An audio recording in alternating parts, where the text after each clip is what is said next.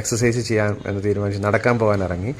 ഒത്തിരി നാളായി നമ്മുടെ വീട് ചുറ്റുവട്ടത്തൊക്കെ ഒന്ന് ഇറങ്ങിയിട്ട്. നമ്മൾ ചിക്കൻ കറി വെക്കുന്നത് നമ്മൾ സാധാരണ പാത്രത്തിലല്ല, ഇത് ക്യൂൻ കുക്ക് വെയർ എന്ന് പറഞ്ഞിട്ടുള്ള ആംവേയുടെ പാത്രങ്ങളുടെ ഒരു സെഗ്മെൻറ്റിൽ വരുന്നതാണിത്.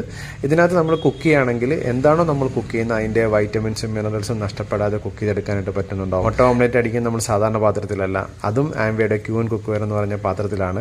ഇതിനകത്ത് നമ്മൾ മുട്ട ഓംലെറ്റ് നല്ല ടേസ്റ്റാണ്. പ്രത്യേകിച്ച് ദക്ഷിണയ്ക്ക് ഭയങ്കര ഇഷ്ടമാണ് ഇതിൽ മുട്ട ഓംലെറ്റ് ചെയ്ത് കഴിഞ്ഞാൽ. വളരെ ഈസി ആയിട്ട് നമുക്ക് ചെയ്തെടുക്കാൻ പറ്റും. അതുപോലെ നോൺ സ്റ്റിക്കിൽ ഇപ്പോൾ ഇതിന് അങ്ങനെയുള്ള പ്രശ്നങ്ങളൊന്നുമില്ല. നല്ല ടേസ്റ്റാണ്.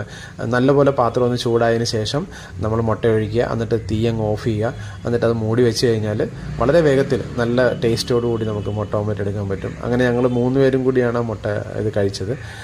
കോട്ടയത്ത് പ്ലാൻ പ്രസൻറ്റേഷൻ ഉണ്ടായിരുന്നു. അപ്പോൾ അതിന് പോകാനുള്ള KSRTCയിലാണ് പോയത്. അങ്ങനെ യാത്ര ചെയ്തു. ഞാൻ ചങ്ങനാശ്ശേരി എത്തി. അപ്പോൾ ഞാൻ ദീപക് സാറിനെ വിളിച്ചു. അപ്പോൾ ദീപക് സാർ പറഞ്ഞു അവർ വന്നുകൊണ്ടിരിക്കുന്നുണ്ടായിരുന്നു. അങ്ങനെ അവരുടെ കാറിൽ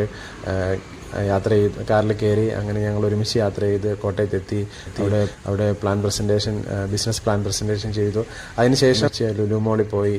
അങ്ങനെ അടിപൊളിയായിരുന്നു ഇന്നലത്തെ ദിവസം. Thank you.